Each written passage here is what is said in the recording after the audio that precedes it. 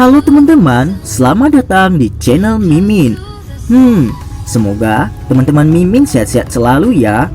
Mimin mau ingatkan bahwa video ini adalah alur cerita novel, jadi mohon maklumi jika ada ketidaksesuaian gambar, karena videonya masih belum rilis. Jangan lupa like, share, and subscribe. Tanpa lama-lama, langsung kita ke videonya. Battle Road to Heaven.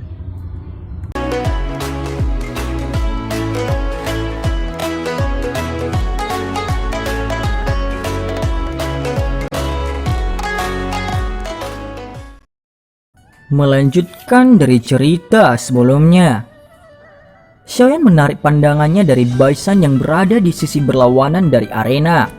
Pandangannya kemudian menyapu sekeliling stadion sekali lagi.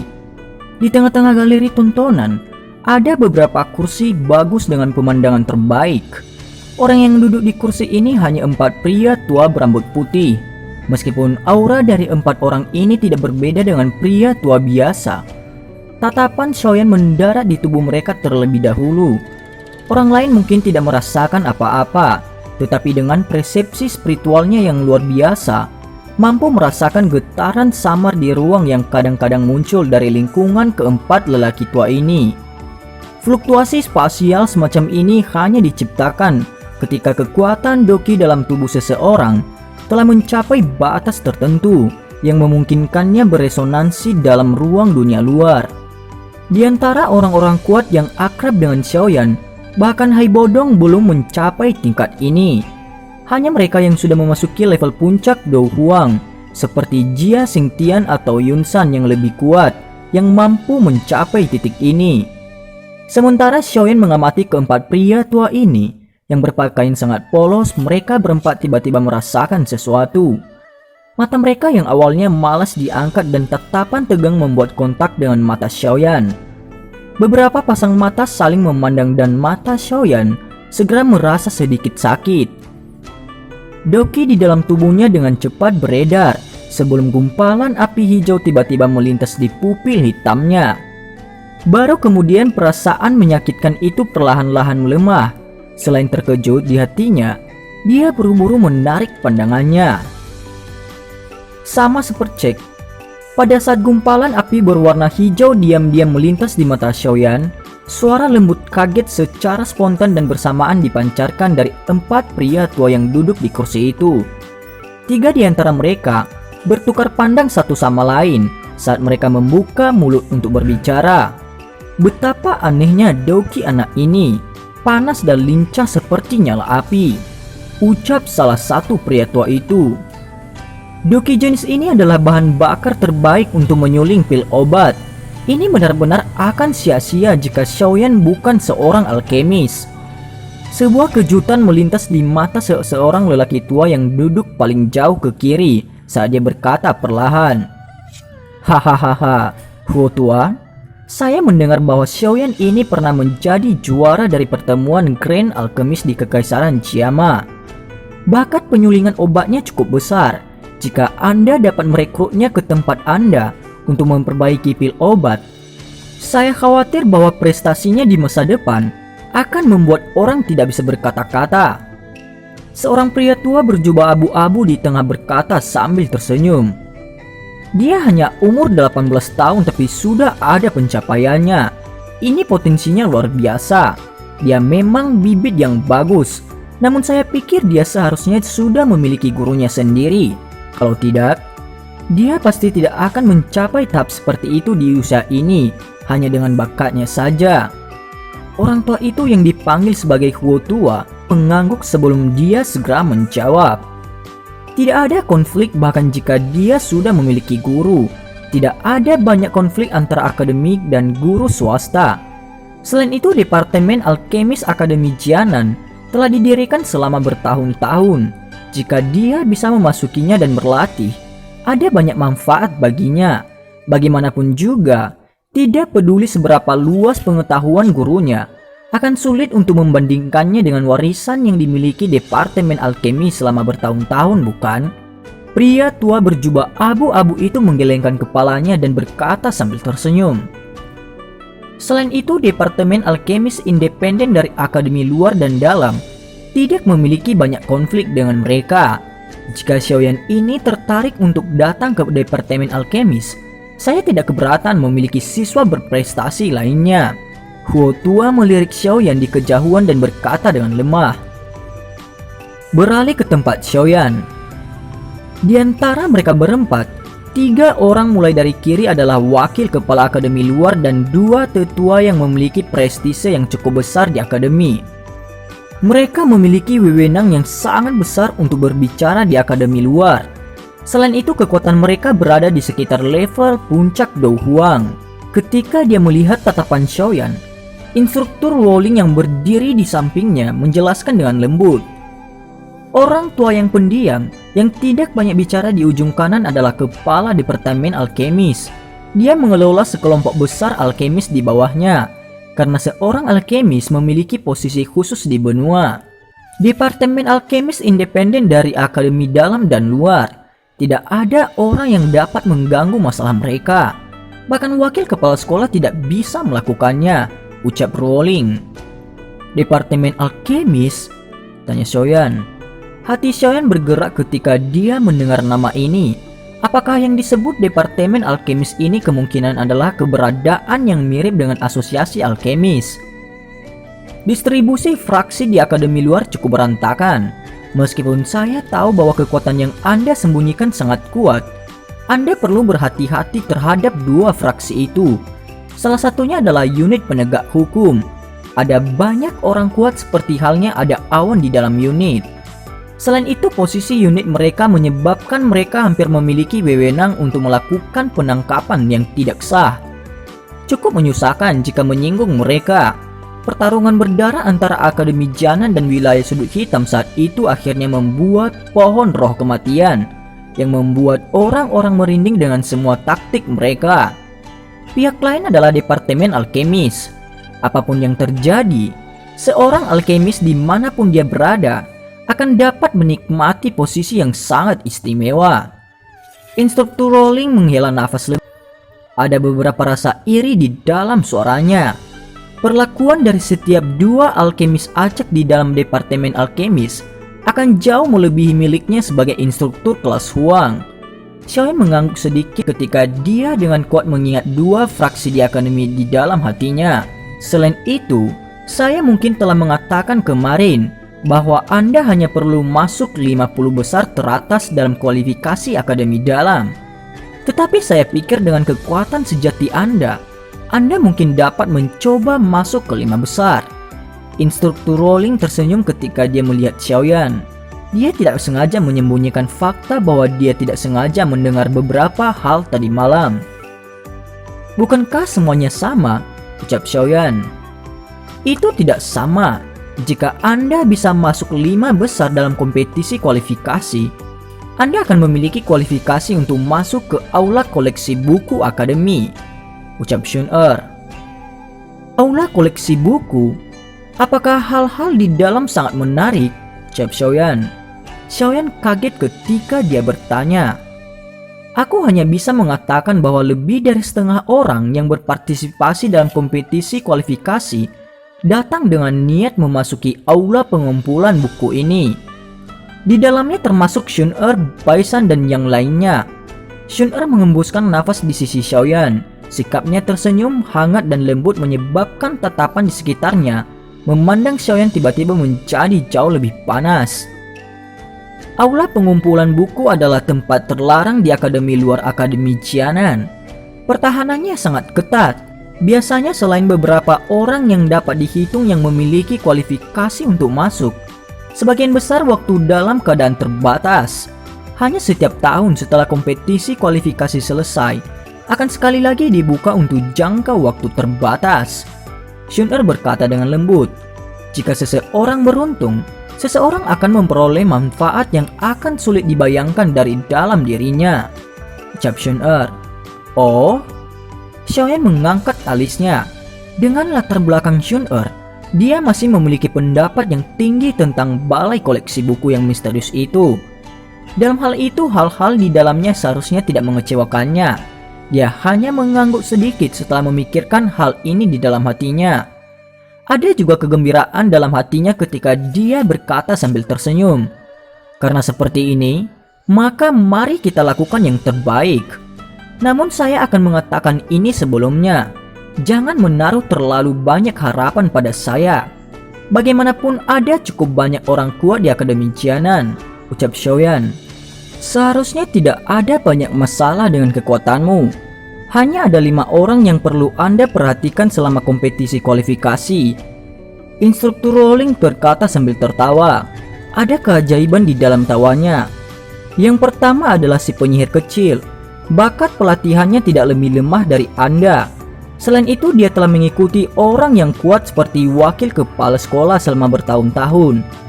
Dengan adaptasi lingkungannya, pengetahuannya jauh melebihi orang-orang dari kelompok usia yang sama dengannya. Teknik kelas Qi dan keterampilan Dou yang telah dia pelajari juga di luar jangkauan orang biasa. Selain itu, karakternya aneh dan unik dan tidak terpengaruh oleh taktik lunak dan keras. Dia benar-benar memiliki karakter iblis kecil. Namun untungnya dia tidak memiliki minat pada pria.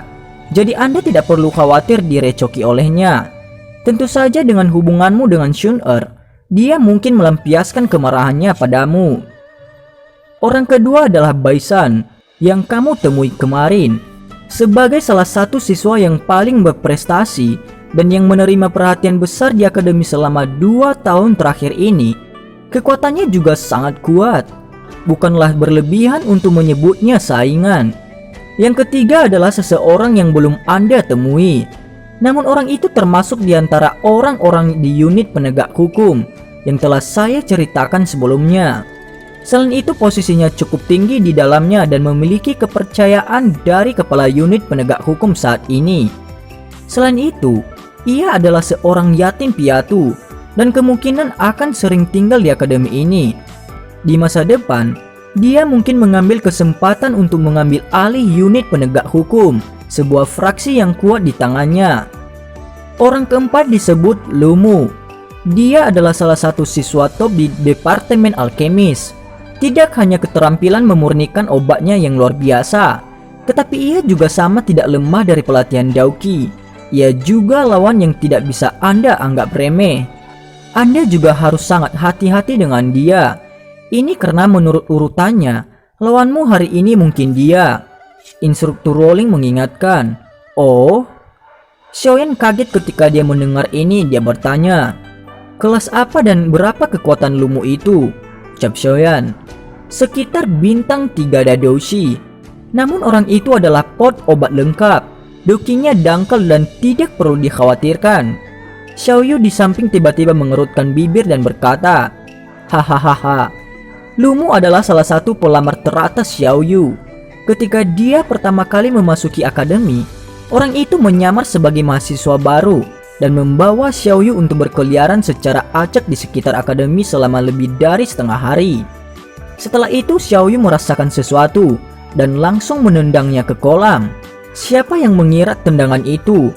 Orang itu datang membungkuk berulang kali mengganggu Xiaoyu. Sayangnya setiap kali ia akan diserang sampai luka menutupi seluruh tubuhnya. Sangat beruntung bahwa dia adalah seorang alkemis. Kalau tidak akan ada obat penyembuhan yang cukup untuk dia gunakan. Instruktur Rowling menutup mulutnya dan tertawa dengan cara yang menyenangkan. Sebuah kilat muncul di wajah cantik Xiaoyu ketika dia mendengar menggoda Instruktur Rowling. Dia berkata dengan putus asa, jangan menyebutkan permen lengket yang tidak bisa saya singkirkan. Dia benar-benar membuatku jengkel sampai mati, ucap Xiaoyu. Xiaoyan kaget ketika dia mendengar kata-kata mereka berdua. Matanya segera mengungkapkan kejutan ketika dia memandang Xiaoyu dan bercanda. Sungguh tak terduga bahwa kakak sepupu Xiaoyu juga cukup mempesona. Namun orang yang kali ini tampaknya sedikit lebih baik daripada orang itu dari 2 tahun yang lalu. Apa kamu pikir semua orang yang memiliki penglihatan yang sama denganmu? Bukannya tidak ada yang menginginkan wanita ini? Xiaoyu mendengus ketika dia melihat kejutan di wajah Xiaoyan. Xiaoyan tersenyum dan sekali lagi mengalihkan pandangannya ke Instruktur Rowling. Sambil tersenyum dia bertanya, bagaimana dengan orang yang terakhir? Dia dekat di depan matamu. Instruktur Rowling berkata dengan mudah. Hah? Xiaoyan kaget, pandangannya beralih ke Xun-Er. Ketika dia melihat ekspresi wajahnya, dia tidak bisa menahan diri untuk mengatakan dengan senyum pahit. Memang saingan yang harus dianggap serius, ucap Xiaoyan. Tidak diragukan lagi. Instruktur rolling telah mengatakan bahwa dia perlu memperhatikan secara alami adalah orang dengan bakat pelatihan paling menakutkan dan latar belakang besar yang misterius, yaitu Xun-Er. Selama beberapa dari mereka tertawa pelan, galeri tontonan di sekitar stadion sekali lagi penuh oleh para siswa. Suara bising langsung menembus awan. Hari kedua kompetisi kualifikasi akademi dalam akhirnya akan dimulai. Ketika seorang wasit setengah baya perlahan-lahan berjalan ke tanah terbuka, sebuah sorakan yang memekakkan telinga dan mengejutkan segera meledak dari galeri. Sorakan itu ditekan oleh tangan wasit sampai perlahan-lahan menjadi tenang. Wasit setengah baya ini melihat sekali di sekitar tempat itu sebelum berkata dengan suara yang jelas, "Semua siswa, setelah eliminasi dan seleksi awal kemarin, ada 174 dari yang semula 300 peserta yang tersisa hari ini. Dari jumlah ini, 50 nama yang memiliki kualifikasi untuk memasuki akademi dalam harus ada di sini. Baiklah, sekarang waktunya untuk kompetisi kualifikasi. Kita akan memulainya. Pesaing manapun yang namanya dipanggil, silakan masuk ke arena sesegera mungkin. Setelah waktu yang ditentukan selesai, kami akan menanganinya saat Anda menyerah." Wasit parubaya itu tidak bertele-tele. Setelah memperkenalkan aturan kompetisi, ia perlahan-lahan mundur ke kursi wasit di tanah terbuka. Pada saat ini 2 nama dikeluarkan dari kursi wasit. Kelas Xuan kelas 3 Luofu melawan kelas Xuan kelas 5 Geli, teriak wasit itu mengumumkan. Ketika mereka mendengar nama-nama itu dibaca, mereka berdua yang sudah siap segera melintas dan melompat turun dari galeri tontonan. Mereka terus mendarat hampir secara instan di arena dan saling memandang. Bunga api keluar dari mata mereka. Doki dari berbagai elemen muncul keluar dari tubuh mereka dengan cara yang bergejolak. Doki yang kuat menutupi tubuh mereka berdua membentuk 2 jubah doki yang sempurna. Meskipun 2 orang yang telah naik ke arena tidak dapat dibandingkan dengan individu-individu luar biasa di akademi seperti Baisan dan yang lainnya, mereka setidaknya memiliki beberapa ketenaran. Karena itu gelombang sorakan terdengar dari galeri ketika mereka berdua naik ke atas panggung. Mereka yang dapat berpartisipasi dalam kompetisi kualifikasi dan bertahan hingga putaran kedua dapat setidaknya dianggap memiliki kekuatan menengah ke atas dalam akademi luar akademi Jianan. Pertarungan yang kejam dan sengit di medan perang, di mana satu menyerang dan satu membela, menarik sebagian besar mata di stadion. Banyak teriakan dan sorak-sorai berulang kali terkumpul bersama. Itu akhirnya membentuk sesuatu seperti guntur bergulir dan bergema tanpa henti di langit di atas tanah terbuka. Sepertinya Luofu memiliki peluang bagus untuk menang. Xiaoyan bersandar di sandaran kursi dan berbisik sambil tersenyum, sambil menatap pesaing itu yang menggunakan harga terkecil untuk mengimbangi serangan lawannya. Bukankah dia ditekan oleh Geli? Xiaoyan bergumam di samping. Serangan Geli mungkin tampak ganas, tetapi jika dia terus seperti ini untuk waktu yang lama, dokinya pada akhirnya tidak akan dapat mendukungnya. Dengan mengamati warna dokinya, saya berpikir bahwa metode Ki yang ia praktikkan bukan kelas yang sangat tinggi. Metode Ki kelas rendah tidak dapat mendukungnya untuk waktu yang lama.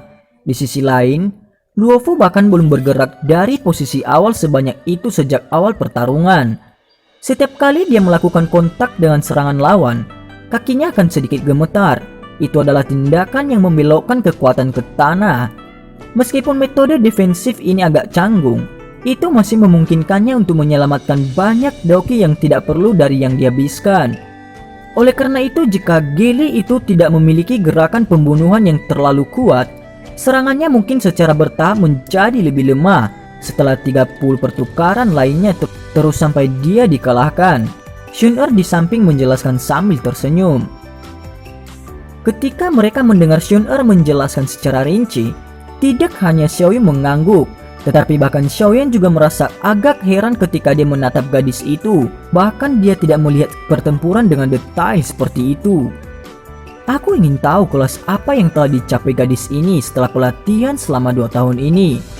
Namun saya pikir dia pasti tidak boleh lebih lemah dari saya, gumam Xiaoyan. Dia merasa sedikit tidak berdaya. Awalnya dia berpikir bahwa kecepatan pelatihannya selama 2 tahun ini sudah cukup baik. Sungguh tak terduga bahwa gadis ini bahkan lebih abnormal. Namun hanya memikirkan kekuatan vaksin misterius di belakang Xun-Er yang bahkan ditakuti oleh Yaolo, dia juga tenang. Tidak peduli bagaimana orang mengatakannya, bakat pelatihan Xun-Er tidak lebih lemah dari bakatnya sendiri. Selain itu, ia berlatih metode Qi kelas tinggi yang dibuat khusus dari masa muda.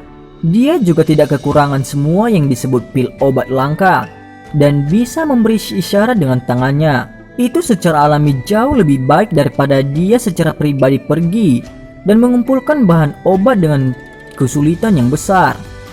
Pada saat Xiaoyan membiarkan imajinasinya berjalan liar, situasi pertempuran di dalam arena akhirnya mulai berubah. Siswa bernama Gaily tampaknya tahu bahwa dia akan berada dalam masalah besar. Karena itu setelah serangan liar berlanjut untuk sementara waktu, ia akhirnya mengurangi kecepatan serangannya. Namun ketika dia mengurangi kecepatannya, Luofu yang tidak bergerak yang seperti kura-kura bersembunyi di cangkangnya tiba-tiba melepaskan kekuatannya. Serangan teknik Do yang tajam yang sama sekali berbeda dari sifat defensif elemen tanahnya itu mengguncang lawan sampai dia dipaksa untuk berulang kali terhuyung mundur lebih dari 10 langkah setelah hanya 1 serangan. Darah segar dimutakan dan Gaily tampaknya telah kehilangan kemampuan tempurnya. Tidak bergerak seperti gunung, bergerak seperti petir, mengalahkan lawan dalam 1 serangan. Ini memang layak menjadi akademi Jianan. Kualitas pertarungan para siswa sebenarnya kuat sampai sejauh itu. Tidak heran instruktur Rowling benar-benar tidak menyukainya karena tidak memenuhi harapan saat itu ketika dia ingin pergi. Jika bukan karena guru diam-diam mengajari saya, hanya mengandalkan diri saya sendiri untuk meraba-raba melalui pelatihan saya, kemungkinan akan berarti bahwa saya benar-benar akan mengalami kesulitan untuk mengejar kemajuan pelatihan para jenius di akademi ini. Saya merasa heran ketika dia menggelengkan kepalanya dan menghela nafas di dalam hatinya ketika dia melihat bahwa 1 serangan yang dilakukan Luofu mendapatkan kemenangan. Xiaoyan menghela nafas sekali lagi dalam hatinya, menaruh perhatiannya ke arena. Setelah wasit mengumumkan kemenangan Luofu di lapangan terbuka, 2 orang yang memiliki perasaan yang sama sekali berbeda meninggalkan lapangan terbuka di bawah tatapan yang tak terhitung jumlahnya.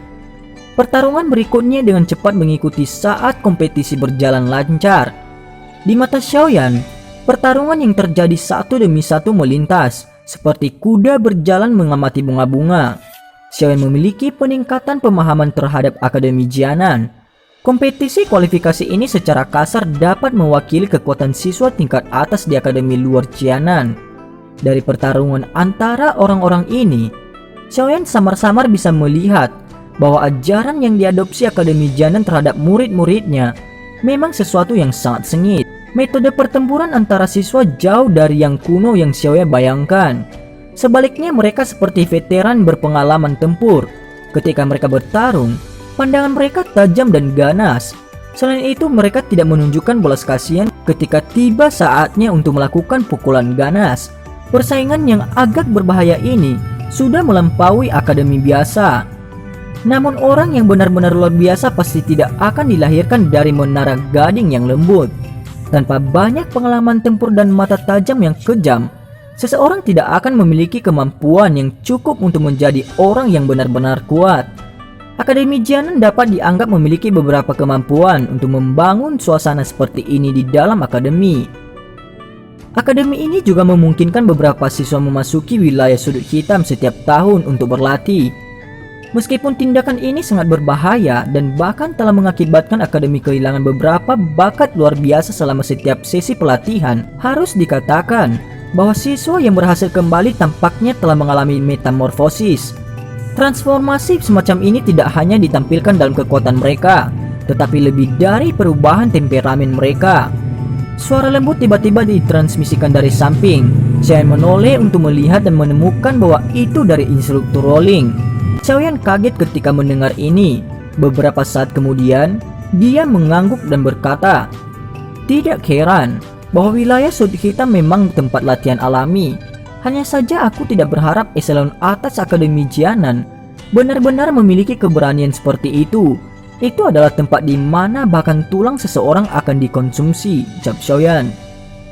Para siswa yang pergi dan berlatih dapat memilih untuk pergi sendiri atau pergi sebagai kelompok, sesuai dengan keinginan mereka. Namun ada sangat sedikit yang memilih untuk pergi sendiri selain beberapa orang yang memiliki kepercayaan mutlak pada kemampuan mereka. Di sisi lain, jika seseorang memilih untuk membentuk suatu kelompok, akademi akan mengirim seseorang siswa akademi dalam untuk pergi bersama setiap kelompok. Siswa ini akan bertindak sebagai pemimpin kelompok dan memimpin mereka berjalan keluar hidup-hidup dari tempat pelatihan kejam yang dikenal sebagai wilayah sudut hitam. Mata instruktur Rowling sedikit linglung saat dia berlahan berbicara. Baisan, Lumu, dan yang lainnya pernah memasuki wilayah sudut hitam, dan mereka melakukannya sendirian. Karena itu jangan remehkan mereka, ucap Rowling. Xiaoyan mengangkat alisnya dan melirik ke arah Baisan di kejauhan. Dia tidak menyangka bahwa orang ini juga telah berjalan dan menemukan wilayah sudut hitam. Selama waktu itu Xiaoyan dan instruktur Rowling sedang berbicara. Kompetisi di arena juga secara bertahap mencapai akhirnya, menyusul pengumuman pemenang oleh wasit, dengan satu orang terluka parah dan yang lainnya menderita luka ringan. Putaran ke-38, Departemen Alkemis Lumu melawan kelas Huang kelas 2 Xiaoyan. Riak wasit itu. Seorang wasit dari kursi perlahan berdiri dan berkata dengan suara yang jelas setelah melihat sekeliling stadion. Ketika suara wasit jatuh, suasana yang bising segera menjadi sunyi. Tak terhitung banyaknya tatapan segera berbalik ke arah Xiaoyan. Ada beberapa perasaan di dalam tatapan itu. Itu tentu saja ada yang sedikit lebih tidak ramah. Sepertinya banyak orang yang menunggu untuk melihatmu mempermalukan dirimu sendiri. Bagaimanapun Lumu itu tidak dapat dibandingkan dengan Shuebeng dari kemarin. Kekuatannya dapat dianggap dalam 10 besar, bahkan jika ditempatkan di seluruh akademi luar. Terlebih lagi saya mendengar bahwa dia mampu mengendalikan nyala api yang memiliki daya mematikan yang cukup kuat. Karena dia menjadi seorang alkemis, dia adalah orang yang merepotkan. Kamu harus berhati-hati. Instruktur Rowling dengan lembut mengingatkan ketika dia memandangi tatapan di sekitarnya yang terlihat sangat senang. Apalagi jika kamu ingin benar-benar mengakhiri masalah seperti yang dilakukan Baisan tadi malam, pertandinganmu hari ini sangat penting, ucap Rowling. Xiaoyan gege, lakukan yang terbaik. Shuner tersenyum. Lebih baik kamu tidak membuang muka. Jika Anda kalah dari orang yang menyusahkan itu, Anda akan dihina oleh saya. Xiaoyan mengayunkan tinjunya dan memperingatkan. Aku akan melakukan yang terbaik, ucap Xiaoyan. Xiaoyan tersenyum. Di bawah pengawasan tatapan semua orang, dia perlahan berdiri dan dengan lembut menekan jari kakinya ke lantai galeri. Tubuhnya dengan lembut melayang dan mendarat di atas panggung. Tubuh lurusnya dan penguasaan berat yang besar di punggungnya membentuk gambar yang sangat misterius. Sesaat kemudian Xiaoyan mendarat di arena, peluit yang jelas Sesaat setelah Xiaoyan mendarat di arena, peluit yang jelas tiba-tiba terdengar di luar arena. Bayangan biru langsung memotong di udara dan akhirnya menekan kakinya dengan lembut di pilar sekitarnya, sebelum berjungkir balik di udara dan mendarat di dalamnya. Ketika sosok berbaju biru itu menampakkan dirinya, sorakan segera meletus dari tempat penonton di sekitarnya. Dari kelihatannya ada banyak orang di Akademi Jianan yang berharap Lumu akan mampu menekan dan mengalahkan Xiaoyan ini, yang baru saja tiba di akademi tetapi telah menunjukkan kekuatan besar. Pertarungan ini harusnya bisa membuat Xiaoyan menunjukkan semua batas kemampuannya. Rekan Lumu itu tidak seperti Shuebeng kemarin. Sudut mulut Baisan terangkat menjadi senyum dingin ketika dia melihat dua orang di arena dengan acuh tak acuh. Aku ingin melihat kemampuan apa yang kamu miliki Xiaoyan untuk bersama dengan Shuner, gumam Baisan. Yang terbaik bertarung sampai Anda berdua lumpuh. Kalau begitu, Shuner tidak perlu dihancurkan oleh Xiaoyan. Kalau tidak, aku harus bertarung, ucap wanita berpakaian merah itu. Di sisi lain dari galeri tontonan, wanita muda berpakaian merah itu melirik ke sekelilingnya. Karena berbagai orang memiliki motif menyeramkan di hati mereka, pertandingan yang dianggap cukup penting bagi Xiaoyan akhirnya akan dimulai. Dan cerita pun bersambung. Terima kasih telah mendengarkan Mimin sampai akhir ya, dan sampai jumpa.